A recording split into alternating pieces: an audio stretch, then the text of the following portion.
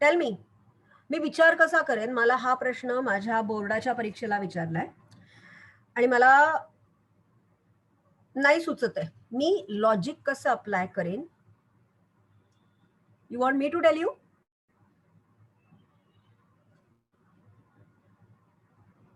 Yes ma'am. मी logic कसं apply करेन? मला माहिती आहे ही जी रूट्स रिॲक्शन आहे, ही रिॲक्शन काय आहे? या रिॲक्शन मध्ये मी 2 alkyl हॅलाइड्सला 2 Na, 2 Na, I react with 2 alkyl halide. So let me use the whiteboard to clear the concept, then it will be very easy for you. Okay, so माझी roots reaction काय आहे?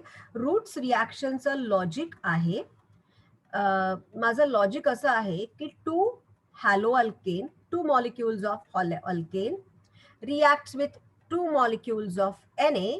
So मला काय मिळतं? हे जे 2 hello group आहेत आणि दिस Cl group forms 2 molecules of hello, so like Na halide मिळतं, Na हॅलाइड मिळतं. It can be NaCl. आणि हे जे 2 अल्केन आहेत ना, ते इथे जर अल्केन 2 असतील तर मला C4 मिळतं. जर 3 अल्केन घेतले तर मला C6 मिळतं. जर 4 अल्केन घेतले, जर ब्युटेन असेल, 2 क्लोरोब्युटेन असेल तर मला पेरेंटमध्ये 8 मिळतं. थोडक्यात रूट्स रिॲक्शन मध्ये, in short, the logic is that whatever is the number of the carbon in that alkane, double the number of the alkane I'm getting in my product. समजतंय का मी काय म्हणते ते? ओमकार, सृष्टी, ईशान, मेहर प्रसाद, कळतंय मी काय म्हणते ते? थोडक्यामध्ये मी जेवढे हॅलो अल्केन घेईन, जर त्या हॅलो अल्केन मध्ये जर 4 नंबर असेल कार्बन, तर प्रोडक्ट मध्ये 8 नंबर कार्बन मिळतो. जर याच्यामध्ये 2 नंबर कार्बन असेल तर प्रोडक्ट मध्ये 4 नंबर कार्बन मिळतो. आता त्यांनी मला ना हा विचारलाय आणि याचा नंबर दिलेला आहे 2,2 टेट्रामिथाइल हेक्झेन. साधं सोपं माझं म्हणणं आहे, जर माझ्या प्रोडक्टमध्ये हेक्झेन आहे, जर माझ्या प्रोडक्टमध्ये हेक्झेन आहे, तर माझा रिॲक्टंट किती नंबर पाहिजे? 3 नंबर पाहिजे. म्हणजे जो काही हॅलो अल्केन देईन, जो काही हॅलो अल्केन मला प्रोव्हाइड केलेला असेल, it should have propane group. आता मी काय करते? मला लॉजिक कळलं की मला जो hello alkane, it should be 3 carbon atom. So मी आता 4ही माझे ऑप्शन्स ट्राय आउट केले. जेव्हा 4 ऑप्शन्स ट्राय आउट करते, तेव्हा A option in the straight line chain, it is having 3 carbon atoms. So A option answer मध्ये असू शकतं. Look at B option.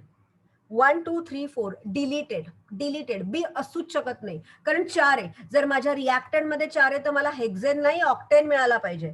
So B is not an answer. Look at C मध्ये पण मला त्यांनी कसं केलेलं आहे? लॉंगेस्ट कार्बन चेन परत 4 चीच येते ना. Are you understanding? सो यामध्ये लॉंगेस्ट कार्बन चेन तुम्ही म्हटलात असे 3 आहे, पण एकच मिथाइल ग्रुप आहे, एकच मिथाइल ग्रुप आहे. या आन्सर मध्ये मला 4 मिथाइल ग्रुप येतात. म्हणजे माझं लॉजिक काय सांगतं? 3 ची चेन आहे आणि त्या चेन मध्ये मला 2 असे कंपाऊंड पाहिजेत. 2 असे पाहिजेत की हे 2 एकत्र आले तर माझ्या त्या डेरिव्हेटिव्हच्या चेन मध्ये 4 टेट्रामिथाइल ग्रुप येतील. समजतंय का मी काय म्हणते ते? मेहर प्रसाद, ईशान, ओमकार, सृष्टी, लॉजिक कळतंय का मी काय अप्लाय करते ते? हॅलो, मी परत एकदा एक्सप्लेन करू? परत एकदा एक्सप्लेन करा मॅम. हे बघ, मला हे तर कळलं की माझ्या रिॲक्टंट मध्ये मला 3 कार्बन ॲटम पाहिजेत, कारण माझं प्रोडक्ट मिळतंय हेक्झेन 2,2,5,5 टेट्रामिथाइल हेक्झेन. म्हणजे लॉजिकली मला काय सांगतं? जर मला माझ्या प्रोडक्ट मध्ये जर असं स्ट्रक्चर मिळतंय, याचा अर्थ, आणि ते असं आहे, जर ते असं स्ट्रक्चर मिळतं तर मधले मी काही करत नाहीये, याचा अर्थ आहे हे जे आहेत ना, हे 6 आहेत. म्हणजे मला 2 रिॲक्टंट 3 वाले पाहिजेत आणि हा जो आहे ना, हा असा पाहिजे. जर हा असा स्ट्रक्चर असेल तर माझं काय होईल? याचा जो क्लोरीन ग्रुप आहे ना, त्या 2Na बरोबर NaCl करून निघून जाईल आणि मी काय करू शकेन? मी ना हे दोन जे 3 कार्बनवाले आहेत त्याचे आता जॉईन केले तर 2-3 जॉईन केले. सो मी काय केलं माहितीये का, हे जे 2 आहेत ना हे मी फक्त सेपरेट केले. ते एकत्र होते ना, त्यांना मी फक्त उघडलं. उघडल्यावर ते मला असे दिसायला लागले. पटतंय का मी काय म्हणते ते? समजतंय का? हॅलो ईशान, मेहर प्रसाद, खूप सोपं आहे. सो परत चौथा असूच शकत नाही, म्हणजे मी काढलंच नाही. I am just using my logic. I know that roots reaction, whenever I get to see the reactant to product, if my X is the carbon atom number, always it is mandatory that in the product that carbon atom number should be double. जर इथे माझ्या प्रोडक्टमध्ये 6 carbon item आहेत, म्हणजे mandatory आहे माझ्या reactant मध्ये 3 carbon item पाहिजेत. मग मी ते ऑप्शन चूज केले की ज्यांच्यामध्ये 3 कार्बन ॲटम होते. त्याच्यात बी डिलीटेड झाला, सी डिलीटेड झाला, बी डिलीटेड झाला, डी डिलीटेड झाला. मला आता फक्त प्रॉब्लेम आहे ए किंवा सी मध्ये. ए किंवा सी दोघंही स्ट्रेट लाईन चेन मध्ये, कारण तो क्लोरीन ग्रुप जर इथे अटॅच्ड असेल तर ही स्ट्रेट लाईन चेन 3 कार्बन ॲटमची आहे आणि ती वरची चेन पण 3 कार्बन ॲटमची आहे. मग मी काय लॉजिक केलं, इथे टेट्रा डेरिव्हेटिव्ह आहे. In my product I am getting tetra derivative of the methyl group, म्हणजे माझ्या रिॲक्टंट मध्ये बाय डेरिव्हेटिव्ह पाहिजे आणि ही बाय डेरिव्हेटिव्ह मला फक्त ए मध्ये दिसते. कळतंय ईशान, सृष्टी, ओमकार, मेहर प्रसाद?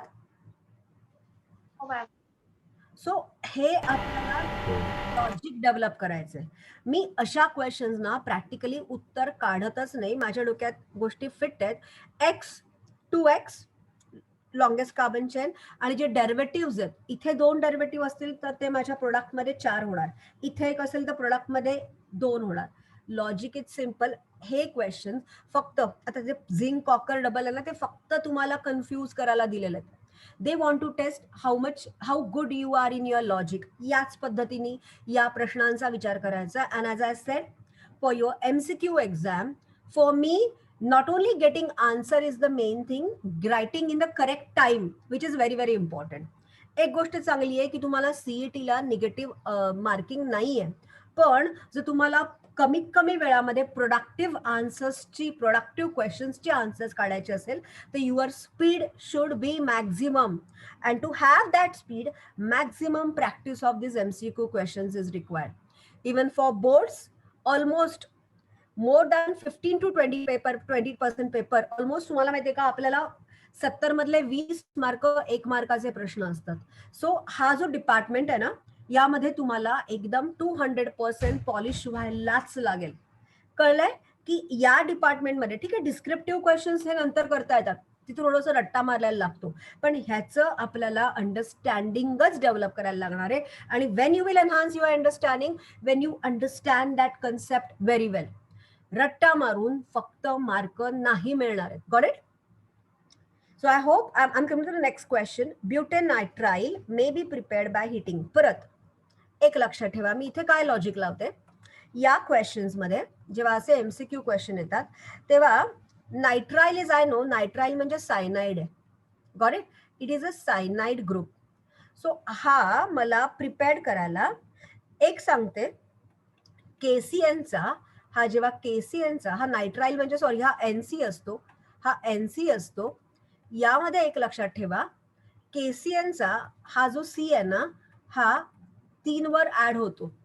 सो माझा प्रोडक्ट आहे ना, प्रोपाईल पाहिजे. The product should be profile. So product profile पाहिजे, म्हणजे A किंवा D is a correct option. का? कारण B आणि C हे ब्युटेनॉल आहेत.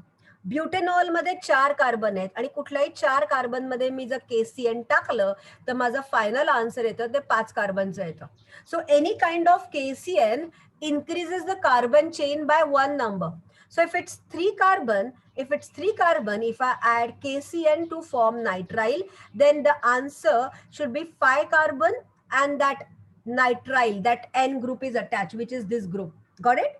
सो इथे आन्सर आहे ब्युटेनायट्राइल आहे. ब्युटेनायट्राइलचा अर्थ असा आहे की ही एक straight forward straight line chain आहे आणि ह्याला जर मला बनवायचं असेल तर मला 3 कार्बन मध्ये एक KCN ग्रुप टाकायला लागतो. कळलं? आता 3 कार्बन आणि क्लोरीन असेल तर हा क्लोरीन K बरोबर जातो आणि त्या 3 कार्बनच्या चेनला हा CN ग्रुप असा अटॅच होतो आणि तो CN मधला C is enhancing the carbon atom number so that 3 becomes 4. झेप्या समजतंय? कळतंय? Hello everyone. सृष्टी कळलं का मी काय म्हणाले ते? मेहर प्रसाद, ईशान हो मॅम. कळतंय? नक्की? अगेन मी एकदा परत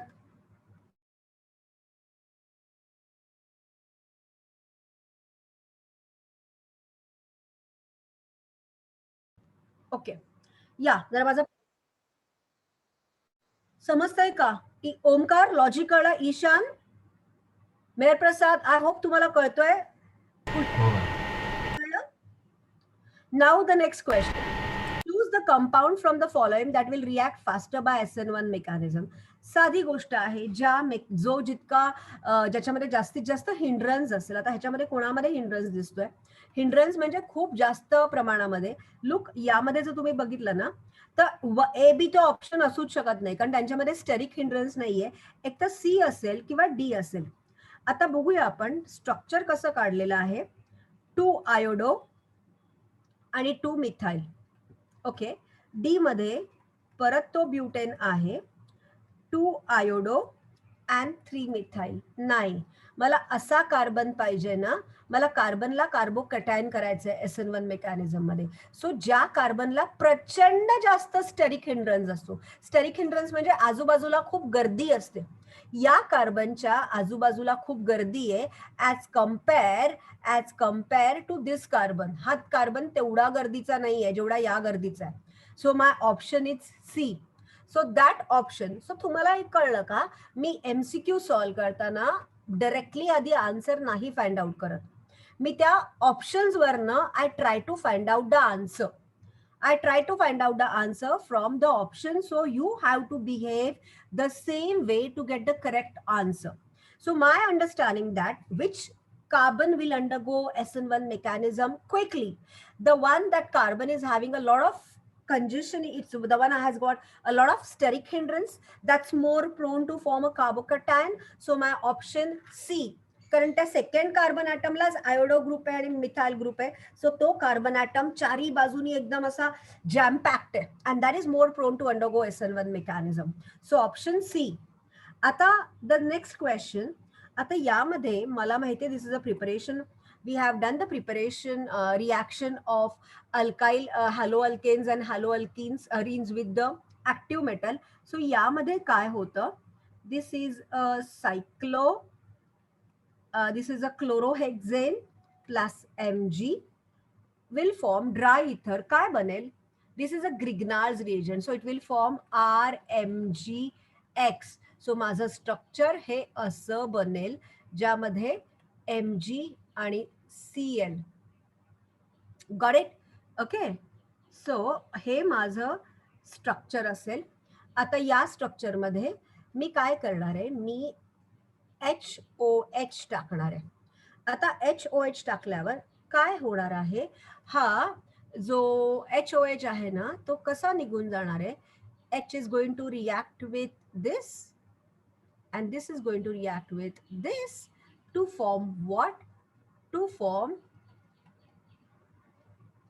हे माझं आन्सर असणार आहे. So my answer is D. So this alkyl magnesium chloride on hydrolysis is going to form that chlorohexane. समजतंय? कळतंय? कारण ह्या जे असतात त्यांची रिॲक्टिव्हिटी खूप कमी असते. So to form this structure we are using this Grignard's reagent. Got it? So answer D. Which of the following is used as a source of dichlorocarbene chloroform? आता ते फक्त रट्टा मारायला लागेल पण लास्ट इयर त्यांनी सगळेचे जे युजेस होता तो पार्ट डिलीट केला होता. सो ठीक आहे, युजेस वाला पार्ट मधनं ते फक्त तुम्हाला पाठ करून कळेल की आता ह्याचा आन्सर आहे डायक्लोरोकार्बीन. हे क्लोरोफॉर्म मधनं यूज करतात which is used as an anaesthesia. समजतंय? कळतंय? आता तुम्ही मला सांगा, आता डू ॲज डायरेक्टेड वाले क्वेश्चन्स, आयडेंटिफाय वाले questions, name the reagents, increasing boiling point, match the pairs, don't you think so this reactions किंवा हे सगळे सोपे आहेत असं तुम्हाला वाटत नाही का? Don't you feel so? Omkar, Ishaan, असं वाटत नाहीये का? मला फक्त तो या लेसन मध्ये मी फक्त एक SN1 SN2 मेकॅनिझम आणि तो ऑप्टिकल ऍक्टिव्हिटी कायरल कार्नाटम ही थिअरी सोडली तर बाकी सगळा एंटायर माझा लेसन हा objective kind of the thing मध्ये आहे, ज्यामध्ये should have a very good knowledge of the preparation part of hello alkane and the chemical reaction part of the hello alkane. So please यामध्ये फक्त spoon feeding करून answer देऊन काहीही उपयोग नाहीये. So you all should solve this as a homework. And if there is any doubt regarding the homework, then you are going to ask me, Omkar, your homework is correct. So then, पण तुम्ही स्वतःहून मेहनत केल्याशिवाय फक्त उत्तरं देऊन तुम्हाला spoon feeding करून ठीक आहे आता उत्तरं मिळतील, but when you will actually solve these questions in exam, you will not feel better. Instead, during a practice, it's like a net practice. When you are doing a net practice and when you will solve ample number of the questions like this, you will have an understanding, okay, how I have to think on it. You have to find the answer. ही काही taste नाही आहे. This is a homework. It's not, you are not supposed to know each and every answer. But for me, what is the important part? The process by which you get to find the answer from the exercise which is given to me. ही जी process आहे ना, finding the answer, मी त्या क्वेश्चनचं answer बघितलं, find out केलं आणि ते नरेट केलं, यातनंच तुमची इम्प्रूव्हमेंट होणार आहे. I hope you are understanding what I am saying. So this is a mandatory net practice which you have to do for the organic chemistry. Me MCQs केले, कारण MCQs ला प्रत्येक वेळी आन्सर माहित असण्यापेक्षा माझं थिंकिंग थोडंसं वेगळं असतं. मला 4 उत्तरांमधलं एक I am always 25% correct. So त्याच्यासाठी ना वेगळ्या ॲबिलिटीज आपल्याला एनहान्स करायला पाहिजे to how to go towards. Might be I am not good in my like I am not knowing the concept, but तुक्के बरोबर मारता आले पाहिजेत. आणि तुक्के बरोबर मारायला ना काही काही ठिकाणी आपल्या लॉजिक बरोबर अप्लाय करायला लागतं. So this thing which we have to enhance. But otherwise, writing the correct answer, it's like a copy paste. ती तुम्हाला फाइंड आउट केलं ना. सो मी नेक्स्ट ट्यूजडेला I'm going to take a test. This Saturday, I'm going to send you a paper on coordination compound. On Tuesday, I'm going to take you a test on entire halogen derivatives, where I'm going to ask you questions on only reactions, no theory, no MCQ. Only I want to enhance your understanding की मी फक्त तुम्हाला reactions चे questions देणार आहे. There is a test on 10 reactions. Only the reactions, including the preparations of halogen derivatives, both alkyl and aryl, both the chemical properties of alkyl and aryl halogen derivatives. Let's see. बघू तरी कोणीतरी माझी taste घेणार आहे ना. मला किती बरोबर किती चूक ह्याच्यात इंटरेस्ट नाही आहे. लेट मी सी की कोणीतरी माझी टेस्ट घेऊन मी अभ्यास केलेला आहे, मी जेन्युइनली अभ्यास केलेला आहे बिंग अ स्टुडंट, मी 10 आउट ऑफ 10 मला किती मार्क मिळतात. So that let me analyse my self how much I have to do more practice. So the practice will make you perfect, the mistakes will make you perfect. For that create more and more mistake over here. So हा part कळलाय का? So please be loyal with your study. This is my 12th standard. हे सगळं माझ्यासाठी चाललंय. समोरच्या माणसाला dictate करा, आस्क युअर डाऊट्स आणि त्याच्यातलं परफेक्शन मिळवा. काही डाऊट नाहीये लेसन मध्ये, हॅलोजन डेरिव्हेटिव्ह मध्ये. Omkar, Ishan, Mehar Prasad, Srushti, you want to ask me any question or okay? जर काही क्वेश्चन्स असतील तर मी पूर्वाच्या क्लासला पण तुम्ही विचारू शकता, आताच विचारू शकता क्वेश्चन्स. हा जर एक्सरसाइज सॉल्व्ह केलेला असेल तर क्वेश्चन्सचे आन्सर्स मध्ये डाऊट्स येतील ना. पण आपण जर कामच नाही केलेलं आहे तर फक्त टीचरनी लेसन शिकवून काही उपयोग नाहीये.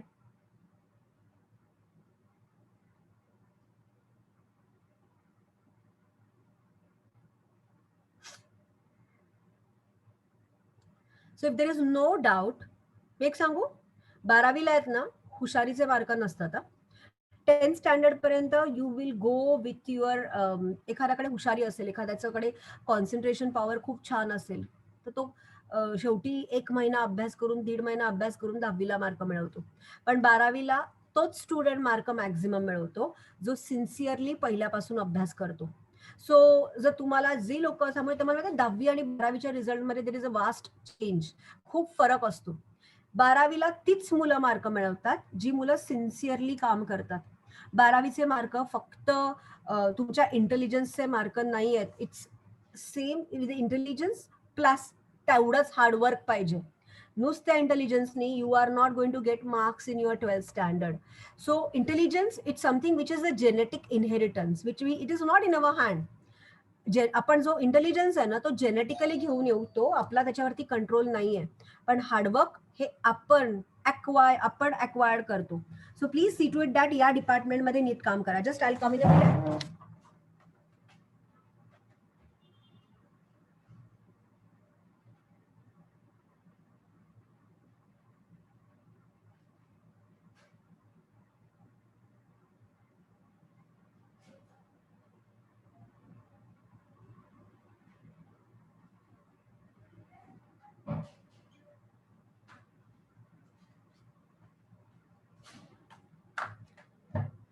सो आय होप मी जे बोलते ते तुम्हाला सगळ्यांना कळतंय. It's just July. Our exam is going to postpone everything. We have a lot of time. So get please त्या वेळेचा use करा. Not to create a pressure cooker in the month of December, January. कि right now I don't know how much I have to study. So if there is no doubt, without wasting time, now I'm going to start with the second chapter of organic chemistry, which is alcohol, phenols, and ethers. Can I start this lesson? Hello? Hello? Yes, ma'am. Okay.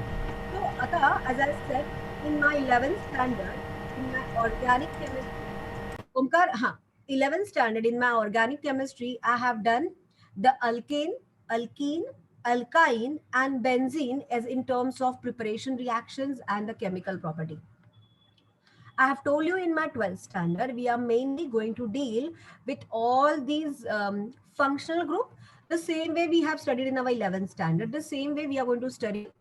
Like we have done the halogen derivative where the format is same. So याच्या पुढचे जे lessons आहेत त्याच्यामध्ये एकच format आहे. त्या फॉर्मॅटमध्ये तो जो फंक्शनल ग्रुप आहे, what is that functional group? Then the second part is the classification of that group. What are the different ways we can classify them? The third part is the IUPAC nomenclature, which we have done already in 11th standard. So what are the IUPAC names for that functional group? After this, the next is the preparation reaction. At the yamadhe, the last lesson madhe, I was having only one functional group, which is a halogen derivative. Over here, I have three functional groups. Alcohol, as I said, phenol. I know the same OH group when it is attached to benzene ring, it becomes phenol, and ethers is ROR dash. In short, जसं मी आधीच्या lessons मध्ये chloroalkane and chloroarene केले, same way in this lesson I'm going to do alcohol, phenol, and one more functional group, which is ether. Why am I keeping ether along with the alcohol? The reason is that both are excellent organic solvents. Organic reactions are either prepared, generally all these ionic compounds are done in the aqueous medium, but whenever we have to carry out the reactions of organic compounds, their medium is not water, either we have in the ether medium or this alcohol medium. So असा study करायचा. हा lesson पण easy आहे. माझ्या मते तर organic chemistry खूप easy आहे. फक्त तुम्ही किती ते ग्रास्प करता आहात, किती त्याच्यावरती मेहनत करतात, सो तुम्हाला सुद्धा त्याच पद्धतीने फिलिंग येईल. Got it? So let's start. So can you recall something recalling of 11th standard? What is the name and the formula of the second? Yeah, ethanol, second member. First is CH3OH, methanol. Second is ethanol. So by alcohol, replacing E suffix by OL. C2H5OH, because I know that whatever the functional group which we are going to study in our 12th standard, all are attached to alkane. All are attached to sp3 hybridized carbon atom. So तेच functional groupचं preparation, त्याच functional groupचं मला reactions करायच्या ज्या alkane ला attached आहेत. No way we are going to study any of the functional group which is attached to sp2 double bond carbon or sp triple bond carbon. It's very sorted type. What is the structural formula of ether? ROR dash. So what is my ether? So alcohol तर खूप सोपं आहे. Alcohol तर ROH is alcohol where R is CnH2n plus 1. So what is N? N is the number of carbon atom. So from the number of carbon atom, you can predict the number of hydrogen atom. Simple. Now what is ether? RO R dash. This is the formula of ether. Now when R is equal to R dash, that means CH3O CH3. What is the name? IUPAC name? Methoxy. Methoxy methane. Methoxy methane. When R is not equal to R dash, R is CH3, R dash is C2H5, methoxy ethane किंवा हे काय, it is ethoxy methane. So this is my understanding of IUPAC nomenclature of the particular functional group which I have done in my 11th standard. Okay, what is the name of the compound having OH group bonded to benzene? Last year आठवते आपण जेव्हा basic प्रिन्सिपल्सचा lesson करत होतो तेव्हा मी तुम्हाला काही काही सांगितलेले होते की काही काही आहेत ना हे खूप आपल्याला महत्वाचे आहेत. This is called as phenol, this is called as aniline, this is called as benzoic acid, जे मला 12th स्टँडर्डला मी जेव्हा ऍसिड करणार आहे तेव्हा त्या ऍसिड बरोबर बेन्झोइक ऍसिड पण करणार आहे. मी जेव्हा अमाइन करणार आहे तेव्हा त्याच्याबरोबर मला हे ॲनिलीन स्ट्रक्चर पण करायचं आहे for the preparation and property. It's called as phenol. So simple, मला इंट्रोडक्शनची गरज नाही आहे. So it's a phenol. So phenol is always. What is the meaning of phenol? Phenol म्हणजे OH group. OH group is directly attached to carbon ring that is called as phenol. आणि बघा तुम्ही त्यांनी खाली ॲरोमॅटिक अल्कोहॉल बघितलंय. Aromatic alcohol आणि phenol मध्ये काय फरक आहे? ॲरोमॅटिक अल्कोहॉल आणि फिनॉल मध्ये काय फरक आहे? This is phenol. This is phenol where this OH group is directly attached to that carbon atom. That OH group is attached to that carbon atom which is attached to a benzene ring. Which is attached to a benzene ring. आणि मला माहिती आहे benzene रिंगचा प्रत्येक carbon item हा sp2 hybridised असतो. हे जर तुम्ही हे स्ट्रक्चर बघितलं, if look at this structure, यामध्ये काय फरक आहे? यामध्ये that OH group is not attach to the carbon atom which is attach to benzene ring. So हा जो कार्बन आहे ना ह्या sp3 हायब्रिडाइज्ड आहे. So it is aromatic alcohol but it is not phenol.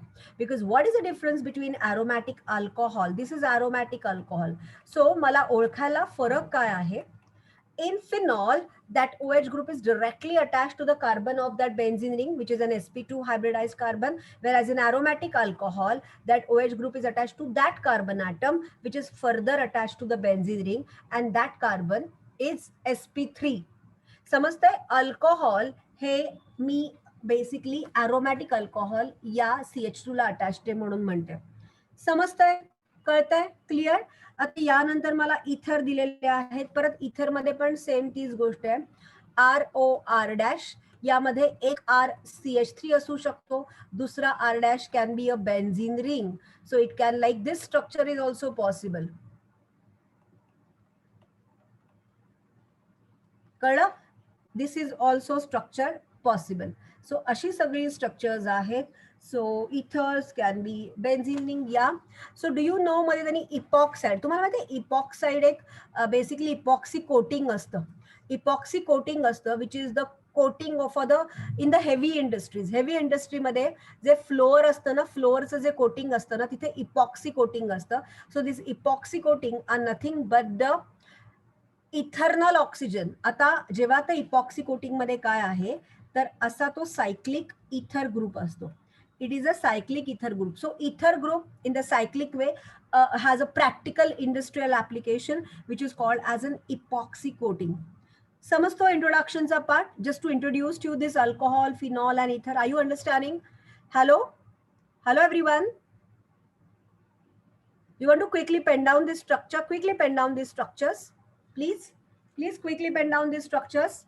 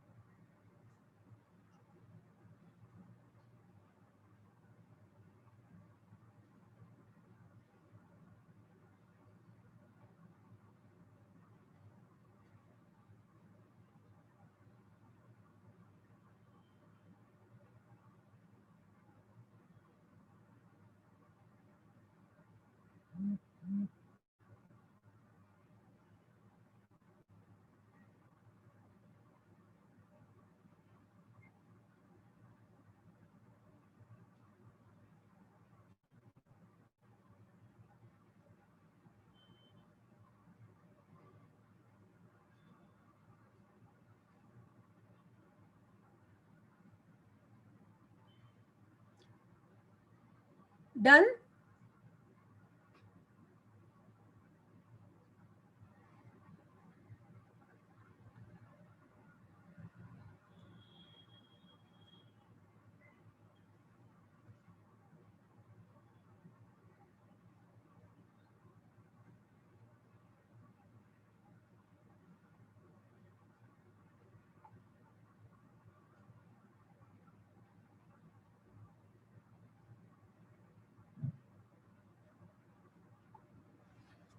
I'm just coming in a minute, huh?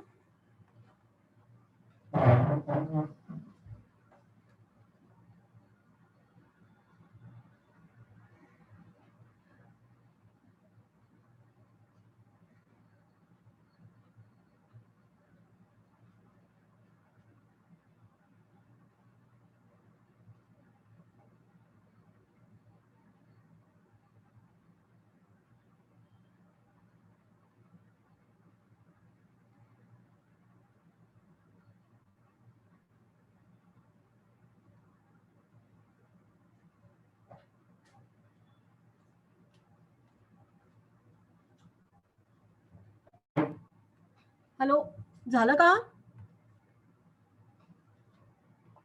Hello, Ishaan, Mehar Prasad, Srushti, Omkar. Hello?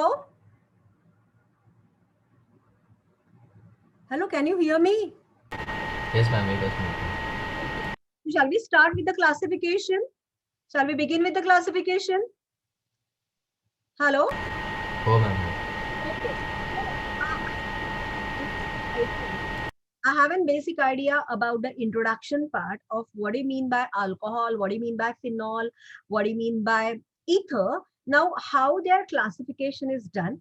So the first classification of this functional group organic compounds are depending upon the number of the OH group are present to them. Like it's a mono alcohol derivative like that. So it's a mono, di, tri, or polyhydric compounds depending upon one, two, three, or more hydroxyl group present to them. If it's one OH group, it is called as alcohol. जर एकच OH group असेल तर त्याला alcohol म्हणतात. दोन OH group असेल तर त्याला ग्लायकॉल म्हणतात. If two OH, for example, if they have given you, it's like this. If it's CH3OH, it is called as alcohol. If it is like this, if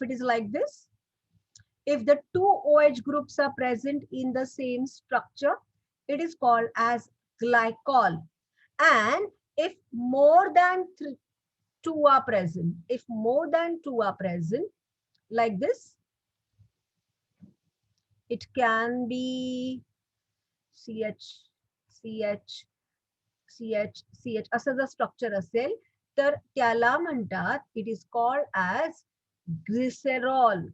It is called as glycerol. So एक OH alcohol, दोन OH glycol, and more than two are called as glycerol. कळलं? So it is a glycerol, which is the fatty acid. You know, at the end of the digestion, fat produces fatty acid and glycerol. आणि आपल्या हे adipose tissues मध्ये ना, this is a glycerol, which is organic compound is present. Got it? So that glycerol has been present in the adipose tissues. Same way जर तो OH group aromatic ring ला आहे तर OH, it's called as a phenol. If it's two, it's a dihydric alcohol or phenol, or it is a trihydric alcohol or phenol. So आता depending, आपण पहिलं classification केलं ज्याच्यामध्ये मी OH group. Have you written this part? Hello? Please write it down, this first classification.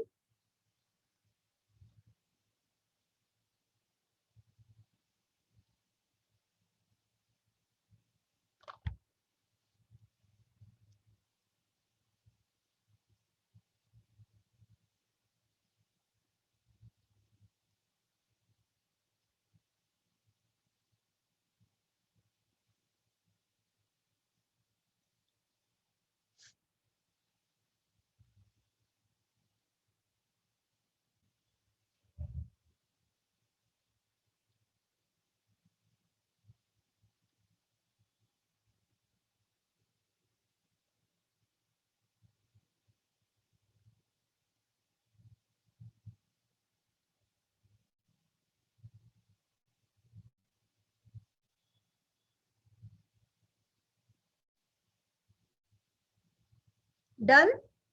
Hello?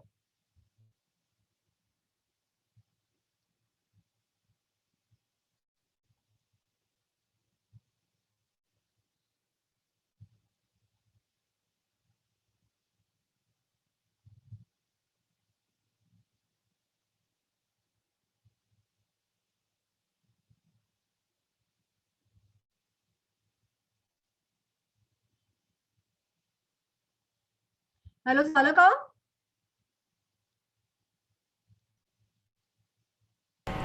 हो ma'am झालं. Okay, आता हे पहिल्या टाइपचं क्लासिफिकेशन झालं, which depends on the number of OH group which are attached to that carbon atom. Now the second, where the OH group is attached to sp3 hybridized carbon atom. आता त्यामध्ये it depends on first is the primary alcohol, secondary alcohol or tertiary alcohol. जर तो OH group primary carbon atom ला attached असेल, look at figure 11.1. In the 11.1, if the OH group is attached to primary carbon atom, it's called as a primary alcohol. If that OH is attached to secondary carbon atom म्हणजे primary मध्ये तो एकच R ला attached असतो, secondary मध्ये it is R. Primary it's CH2 असतो group, secondary आपण last year केलं होतं secondary carbon atom. If it's attached to two alkyl group carbon atom, which is attached to further two alkyl group, secondary alcohol. And if that carbon atom, if it is that OH group is attached to tertiary carbon atom, it is tertiary alcohol, which is very easy. So the second classification, to which sp3 hybridized. What is the meaning of sp3 hybridized? It is attached to that carbon atom which is attach with the single bonded, तो carbon item सगळ्याच्या चारही व्हॅलन्सीज single बॉन्डनी fulfil करतो, तो sp3 hybridised असतो. जर तो carbon double बॉन्डनी एक जरी व्हॅलन्सी फुलफिल केली तर तो कार्बन sp2 हायब्रिडाइज्ड असतो. आणि त्या कार्बनची एक जरी व्हॅलन्सी ट्रिपल बॉन्डनी सॅटिस्फाय झाली तो sp हायब्रिडाइज्ड असतो. So second classification we are learning about carbon atom is sp3 hybridized, but if it's primary carbon atom, primary alcohol, secondary carbon atom, secondary alcohol, tertiary carbon atom, tertiary alcohol. Now after this comes the allylic alcohol. So allylic alcohol मध्ये काय आहे? So in this type of alcohol is attached to sp3 आणि जो परत carbon carbon double बॉन्डशी आहे. आता मी ह्याचा अर्थ सांगते. याचा अर्थ काय आहे? What do you mean by allylic alcohol? हे ना आपल्याला ॲलिलिक अल्कोहोल म्हणजे काय, तर तो स्वतः डबल बॉन्ड वाला सिंगल ह्याच्याशी attach. So it is attach to sp3 hybridised carbon atom. It is attach to sp3 hybridised carbon atom. पण तो जो sp3 हायब्रिडाइज्ड कार्बन ॲटम आहे ना, तो अशा कार्बन ॲटमला अटॅच्ड आहे ज्याच्याला डबल बॉन्ड आहे. So this is the sp3 hybridized carbon atom and this is sp2 hybridized, याला allylic म्हणतात. कळलं? So that is also a second classification where itself it is attached to sp3 hybridized, but that sp3 hybridized carbon atom is further attached to sp2 hybridized. आता बेन्झोइक acid मध्ये basically कसं असतं, बेन्झोइक alcohol म्हणजे जो स्वतः sp3 hybridised carbon ॲटमलाच attached आहे. कारण बघा या कार्बन ॲटमच्या सगळ्या व्हॅलन्सीज या सिंगल बॉन्डनी सॅटिस्फाईड आहेत. सो हा स्वतः sp3 हायब्रिडाइज्ड आहे आणि त्या sp3 हायब्रिडाइज्डला OH ग्रुप आहे, पण तो आता बेन्झीन रिंगला अटॅच्ड आहे. सो याला म्हणतात ॲरोमॅटिक अल्कोहोल. अशी केस असेल तर त्याला ॲलिलिक अल्कोहोल म्हणतात. अशी केस असेल तर त्याला बेन्झिलिक अल्कोहोल म्हणतात. You got it? याला बेन्झिलिक अल्कोहोल म्हणतात. आता ना त्यांनी हे कळतंय का? Are you understanding this? Alcohol containing sp3OH, sp3 hybridized OH group, हे समजतंय? Can you just quickly pen down this?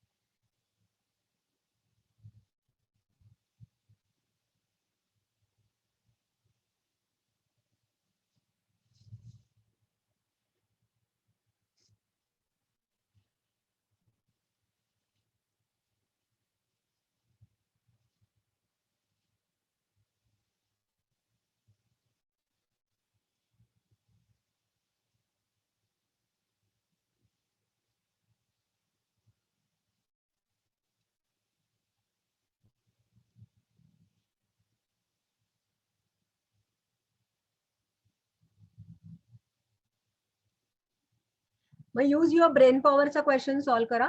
Please solve, use your brain power question after this.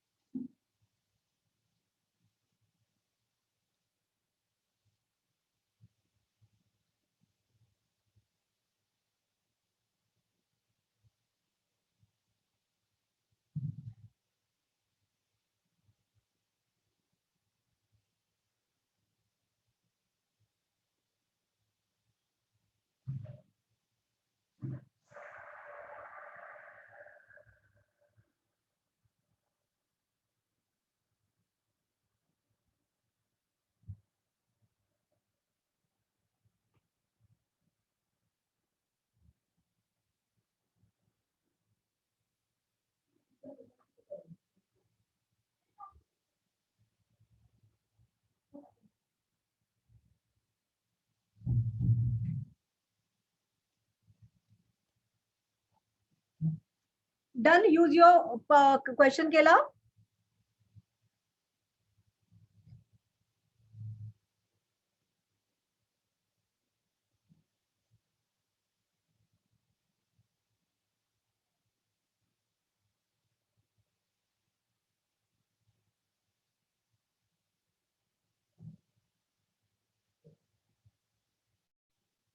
Hello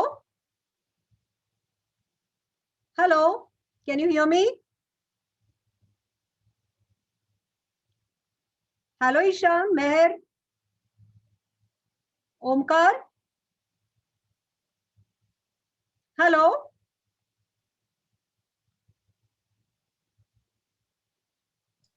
ma'am येतोय आवाज. बरं, ओके ओके फाईन. झालं का करून? Use your brain power केलं का क्वेश्चन? सी पहिला क्वेश्चनचा हो. आन्सर खूप सोपं आहे. काय आहे? सी मला दिसतंय की तो OH ग्रुप फक्त कुठल्या कार्बनला अटॅच्ड आहे ते बघायचं. तो CH2 ला अटॅच्ड आहे ना, मग मागे काहीही असू देत. जर तो CH2 ला अटॅच्ड आहे आणि त्या CH2 मला माहिती आहे जेव्हा CH2 असतं तेव्हा it is a primary alcohol. So always it's a primary alcohol. Got it? आणि it is a primary alcohol नाहीये हा. इथे CH2 CH आहे ना, म्हणजे हा या कार्बन ॲटमला अटॅच्ड आहे जो डबल बॉन्ड आहे ना. So it is a primary, it is a primary allylic alcohol. It is a primary allylic alcohol कारण it is not only attached to CH2 but it is attached to C which is having a double bond. Look at the second structure. आता second structure मध्ये काय आहे? परत तो alcohol CH ला आहे आणि जेव्हा CH असतं तेव्हा तो सेकंडरी अल्कोहॉल असतो. आता तिसऱ्या केसमध्ये it is attach to only C. So only C, it's a tertiary alcohol. So CH2OH primary alcohol, CHOH secondary alcohol आणि COH it is tertiary alcohol. आता जे खालचं स्ट्रक्चर आहे ना, this is aromatic alcohol, this is aromatic alcohol or the benzylic alcohol, whatever. Got it? समजतंय? कळतंय? Clear with the concept? आता the second classification. So आपण आता क्लासिफिकेशन पार्ट बघतोय. यातला पहिला क्लासिफिकेशनचा पार्ट बघितला ज्यामध्ये किती अल्कोहॉल अटॅच्ड आहेत. जर एक असेल तर मोनोहायड्रिक, 2 असतील तर ग्लायकॉल, 3 असतील तर ग्लिसरॉल. जर sp3 हायब्रिडाइज मध्ये पण it can be primary, secondary, tertiary.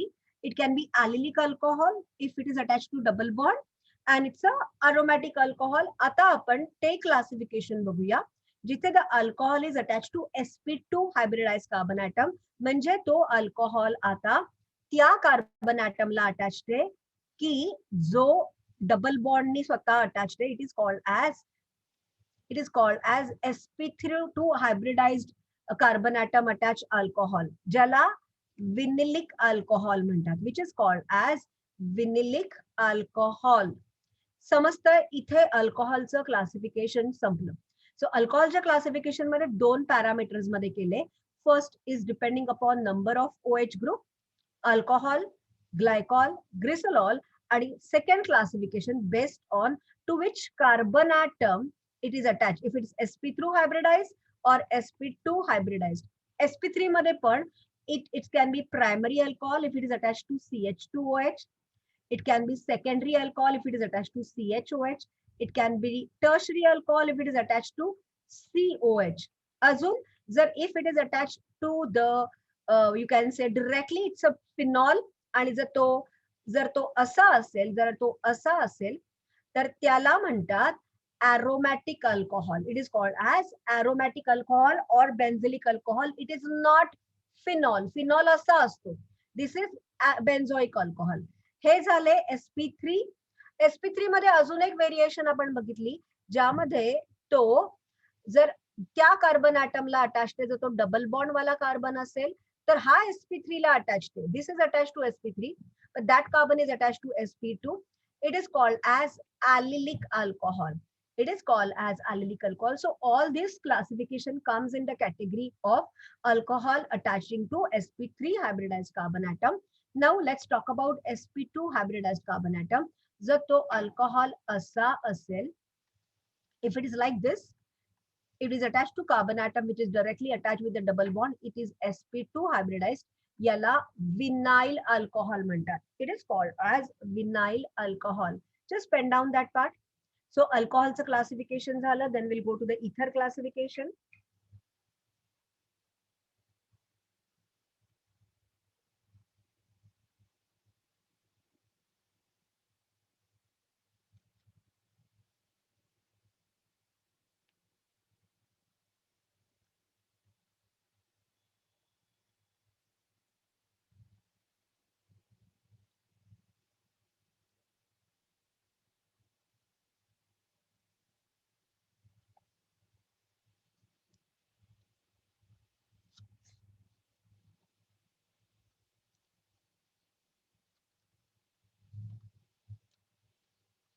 आणि ते झालं असेल तर क्लासिफिकेशन ऑफ इथर तर खूप सोपं आहे.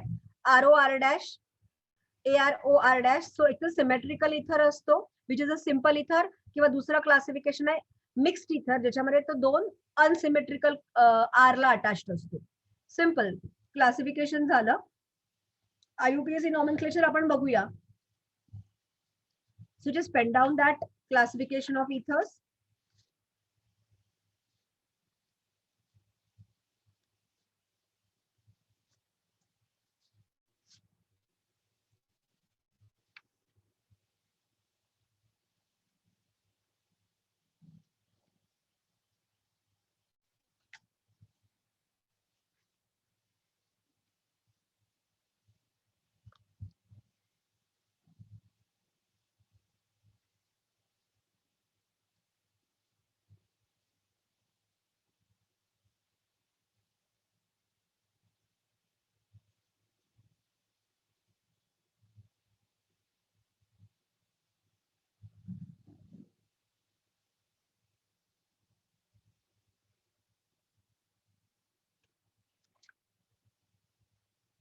डन.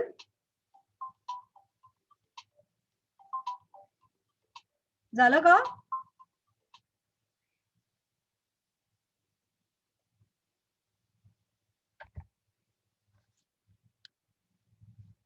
हो ma'am. Okay. Now just give me a 5 minutes.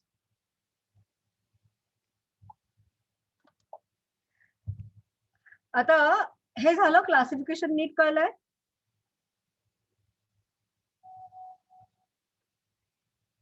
After this now let's come to the nomenclature part. आता नॉमेनक्लेचर मध्ये कॉमन नेम कोणी विचारत नाही. ते कार्बिनल नेम मध्ये पण त्यांनी कार्बिनल कार्बन ॲटम दिलाय, सो त्याला मिथाइल कार्बिनॉल वगैरे ते पण कोणी येत नाही. सो नॉमेनक्लेचर मध्ये directly name the tertiary, use your brain power, so ते पण कोणी विचारत नाही. बेसिकली IUPAC सिस्टीमच मेन आहे. So tertiary butyl alcohol using carbinol सिस्टीमला नाव काय आहे? It's a tri. Tertiary butyl alcohol म्हणजे काय? हे this is a tertiary butyl alcohol. So याला म्हणतात कार्बिनल सिस्टीम मध्ये tri methyl carbinol, tri methyl carbinol. Correct? Just write down this name, but this is not going to come in exam. The IUPAC name is important, and actually the IUPAC naming we have already done in our 11th standard.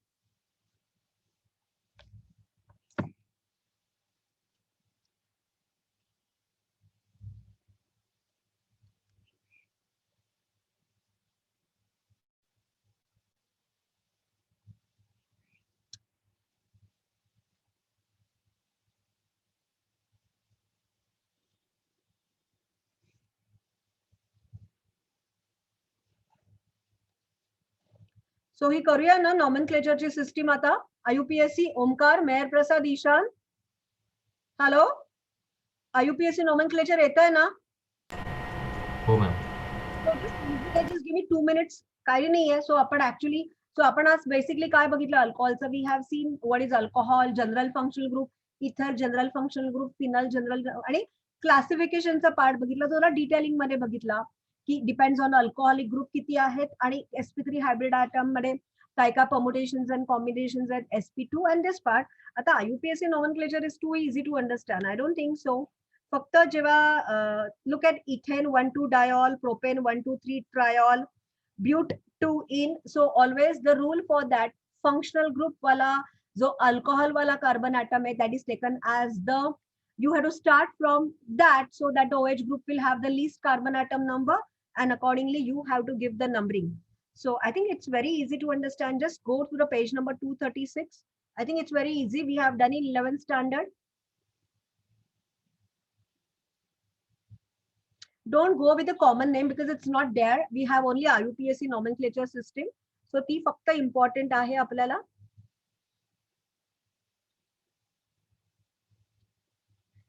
एकदा ते फक्त नजर त्याच्यातनं जाऊ देत.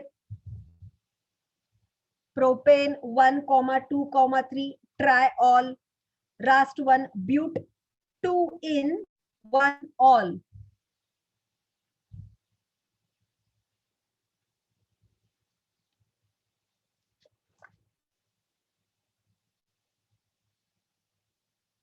Have you seen the table 11.1? Any doubt? Any doubt in table 11.1?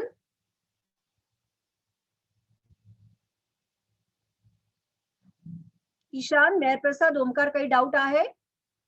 If there is no doubt, then let's go with the 11.2. Phenol, 2-methyl phenol, 4-nitro. As I said, आपण last year केलेलं होतं. जे phenol आहे ते माझा always OH group वाला carbon atom number 1 असतो. That is my carbon atom number 1. So accordingly, 4-nitro phenol, benzene 1,2 diol. जर 2 आले तर तो benzene. Then I don't call phenol. I'm not saying it's a phenol. It's a benzene 1,2 diol, benzene 1,3 diol, benzene 1,4 diol, benzene 1,3,5 triol, benzene 1,2,3 triol. Not to go with the common name, only go with the IUPAC name, and I think it's easy. No need to write down also. Just logically करण्यासारखी गोष्ट आहे. Always phenol, I am taking that OH group attached to carbon atom as number 1 carbon atom, and accordingly बाकीचे मी तसे फिरवते. Same way the ether, methoxymethane, methoxyethane, ethe 1-methoxypropane, then methoxybenzene, methoxybenzene, then it is 1-propoxybenzene. Always लक्षात ठेवा, जो longest ती बेन्झीनची chain आहे ना, ती जरी 6 कार्बनची ॲटमची असली तरी ती मी ऑलवेज प्रायमरी चेन धरते. आपण लास्ट इयर केलं होतं ना. जर अशी कंडिशन असेल मला, जर मला अशी कंडिशन असेल की इथे C6H5 आहे आणि O आहे, तर मी याला माझी प्रायमरी कार्बन चेन धरते. So this is a functional group. So it is methoxy, it is methoxy benzene. कळलं? आधीच्या केसमध्ये आपण काय करतो, लुक. सो जितके कार्बन ॲटम नंबर जास्त, तितकी ती मोठी चेन, आणि दिस इज मिथॉक्सीप्रोपेन. इथे मिथॉक्सीबेन्झीन आला कारण ही कार्बन ॲटमची चेन मोठी आहे. सो जिथली कार्बन ॲटमची चेन मोठी असते ती माझी central carbon atom chain, and the O is attached to the other alkyl group. So it's 1-propoxybenzene कारण कार्बन ॲटम नंबर 1 ला अटॅच्ड आहे. दुसऱ्यामध्ये 2-methyl 1,1, 2-methyl 1,1 cyclobutane. So 2-methoxy. So ती सायक्लोब्युटेनची मेन चेन आहे, आणि what we are doing त्या chain मध्ये तो OCH3 2-methoxy 1,1 dimethyl cyclobutane. So you have to solve problem 11.1 and 11. Try this. So मी एक काम करते, आज खूपच कोरम कमी आहे. सो एकदा गो थ्रू इट. पुढच्या क्लासमध्ये ॲज आय सेड मी या सॅटर्डेला तुम्हाला कोऑर्डिनेशन कंपाऊंडवर टेस्ट देणार आहे. नेक्स्ट क्लासमध्ये मी हॅलोजन डेरिव्हेटिव्हची टेस्ट घेणार आहे. Then after test, I'm going to revise it again and then I'll start from the freshly. Meanwhile, हा problem 11.1 already त्यांनी solve केलेला आहे. जस्ट गो थ्रू इट आणि ट्राय करा. ठीक आहे? So I end today session. See you. Bye. All the best.